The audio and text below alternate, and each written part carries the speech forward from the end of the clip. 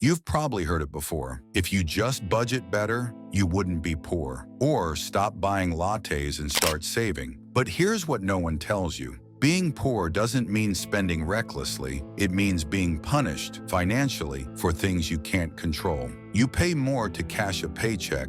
You pay more to borrow money. You pay more for food, rent, transportation, even for being sick. You're told to save, yet charged for having too little in your account. You're told to build credit, then penalized for not having any. You're told to get ahead while the system keeps moving the finish line. This isn't just inequality. This is a trap, a hidden economy built on extracting more from those who have less. So in this episode of EconoFocus, we're pulling back the curtain. We'll show you how poverty becomes profit and why the system seems to charge the most to the people who can afford it the least. Because the real question isn't, why don't poor people just work harder? It's, why does being poor cost so much? The cost of cashless.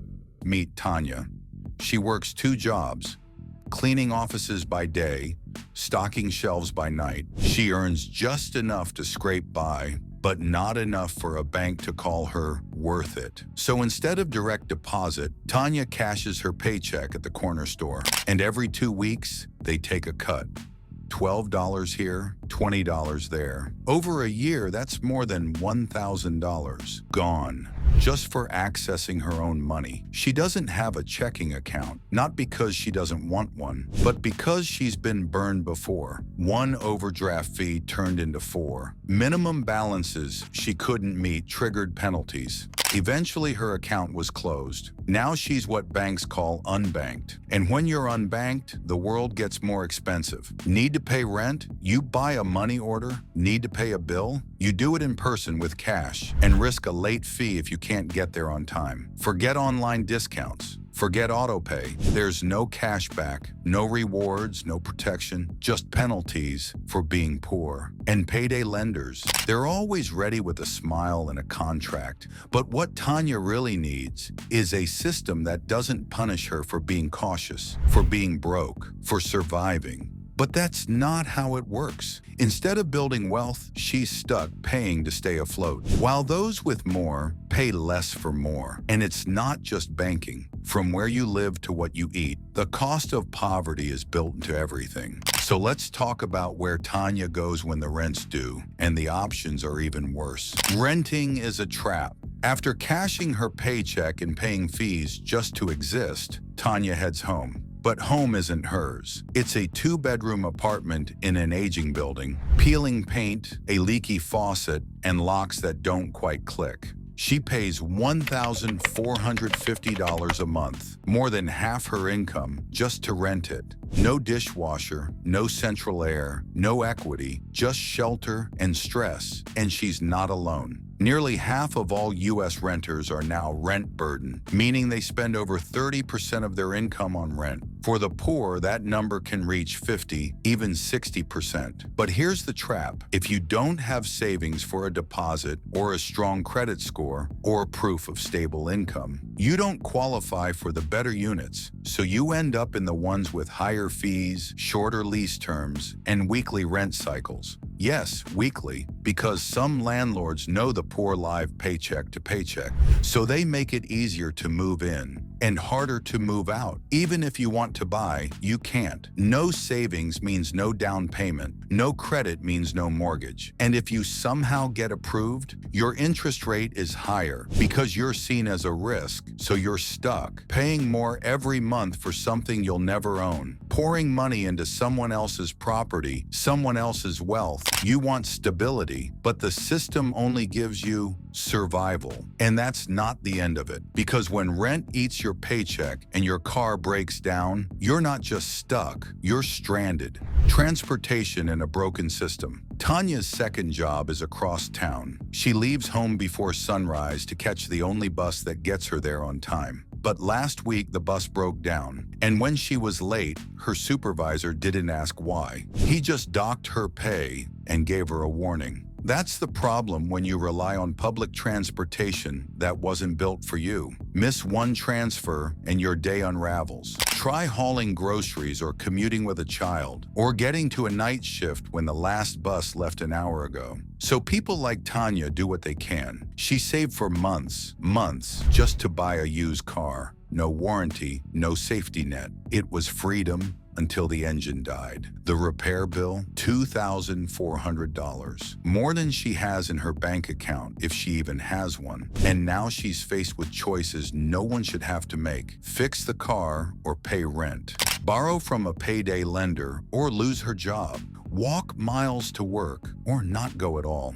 One breakdown away from disaster. That's not a personal failing. That's life on the edge, engineered by a system that assumes everyone has options. And even if she could finance a car again, the interest rate would be brutal. Because when you're poor, you don't get rewarded for trying. You get punished for needing help. Predatory auto loans, balloon payments, repo men who don't knock. In poor neighborhoods, cars disappear in the middle of the night, not stolen, seized, because one missed payment is all it takes to lose your lifeline. Transportation shouldn't be a luxury. It should be a bridge to opportunity. But for millions of people, it's just another toll they can barely afford to pay. And when the wheels stop turning, there's still one more necessity waiting to cost you more. Your next meal, the grocery gap. Tanya's shift ends at 9:30 p.m. She's exhausted, but her daughter needs breakfast in the morning. So she makes one last stop. The only place still open is the corner store. No fresh produce, no milk unless it's in a carton that won't expire until next month. A banana? Overripe and nearly $1. Cereal? Only the sugary kind. $4.99 for a small box. But there's no time, no car, and no supermarket within walking distance. So she pays more for less. This is what's called a food desert, a neighborhood where fast food and junk snacks are everywhere. But fresh, affordable groceries are out of reach. If Tanya had a car and time, she could shop in bulk. She could visit a discount grocer, get deals, stack coupons, freeze meat for the week. Instead, she buys meal by meal because that's all her cash and fridge allow. And when you shop that way, you always spend more. Then come the health costs. Not tomorrow, not next week, but slowly over time. Low nutrition food leads to high blood pressure, type 2 diabetes, fatigue. Tanya's been feeling dizzy lately, but taking a day off to see a doctor, it means losing wages and risking her job. And even if she goes, she might not afford the prescription. The price of poor nutrition isn't just money, it's energy, it's time, it's years off your life. People say, just eat healthy, but they never ask whether the system makes that possible or affordable. For millions of low-income families, every bite is a trade-off. Fuel today or consequences tomorrow. And when food becomes medicine, but medicine is too expensive, that's when debt steps in.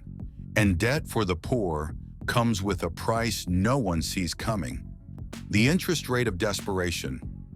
After rent, groceries, and gas, Tanya has $74 left this week. Then her daughter gets sick. She needs cold medicine, tissues, maybe a doctor's visit if it gets worse.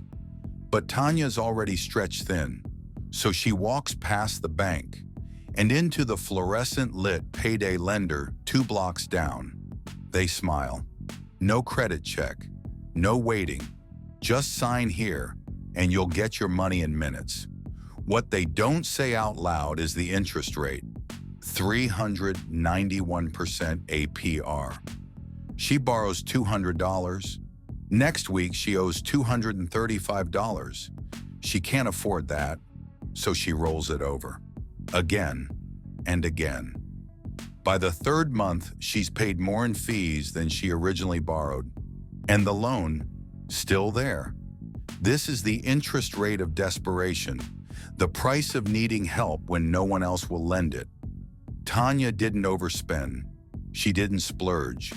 She didn't make a bad decision. She made a necessary one. Inside a system that profits most when she's at her weakest. And it's not just payday loans. No credit history? You'll pay a higher deposit on your phone, your internet, even your utilities. Try to finance a laptop or a fridge. The poor pay double through rent-to-own traps and deceptive no-interest offers. Here's the cruel twist. The less money you have, the more you have to prove you're trustworthy. By paying more upfront, accepting worse terms, and enduring stricter penalties. In this economy, poverty isn't just a disadvantage, it's a premium service. That charges you more for having less. And behind all these individual stories and struggles, there's something bigger. Because these aren't just personal problems, they're policy outcomes. The system was built this way. The systemic cost. Tanya isn't alone. She's one of millions caught in a quiet, legal, perfectly engineered trap.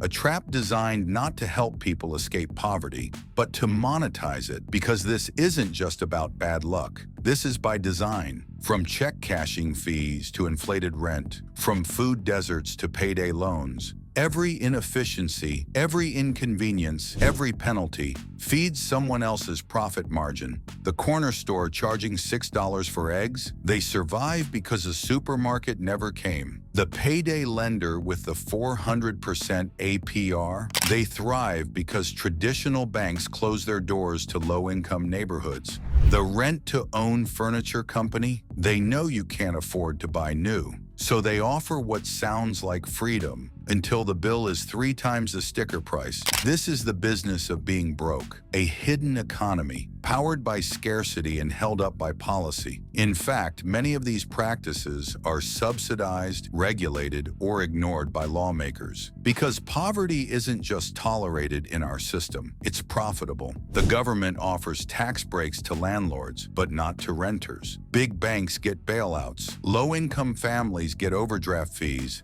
And when a poor person defaults on a loan, debt collectors make money. When they're sick, pharmaceutical companies still charge full price. When they fall behind, someone else always gains. The cycle continues because it was built to. And the cruelest cost, the psychological toll, the shame, the exhaustion, the belief that if you're struggling, it must be your fault. But it's not. Poverty isn't a character flaw. It's the outcome of systems that punish people for having nothing, then charge them to prove their worth. So what now? What happens when we finally see poverty not as a series of bad choices, but as a business model? And what can we do about it? So the next time someone says, if they just worked harder, they wouldn't be poor, ask them how hard it is to pay $7 for cereal, $90 to cash a paycheck, $2,000 for a $200 emergency loan. Ask them what it's like to live in a system where the less you have, the more you're charged. Because poverty doesn't just happen in silence, it happens in plain sight. And it's sustained by rules that most people never have to think about because they've never had to break their paycheck into gas, rent, and medicine. Because they've never been punished for surviving. But when we see poverty clearly, not as failure, but as extraction, then we start asking new questions. Who profits from keeping people poor? What policies let it happen? And what would change if enough of us saw the trap and refused to accept it? At EconoFocus, we're here to ask those questions and to answer them honestly, fearlessly, and clearly. If this story opened your eyes, share it, subscribe, speak up, because understanding how the system works is the first step toward changing it. You've seen the numbers. You've heard how the system works. But these aren't just statistics, they're stories. And one of them is Tanya's. She wakes up before the sun, cashes her paycheck at a corner store, rides a broken bus to a job that barely covers rent. She buys groceries one meal at a time, pays more for less, and walks a financial tightrope every single day. You've followed her through this journey. Now you'll hear from her directly, because behind every policy, behind every price tag, behind every trap, there's a human voice worth listening to. I never wanted pity, I just wanted a chance. A job that paid enough to live. A place to sleep without wondering if the rent would rise next month. Food that didn't come with a health warning. A car that started when I needed it to. A doctor who saw me before things got worse. But every step forward comes with a price tag. People say, if you just worked harder, but I already do. What I need, what we need, is a world that stops punishing us for having less. If you've never lived like this, I hope you never have to. But if you're listening, please don't look away, because this isn't just my story. It's millions of stories, and it's time we told them.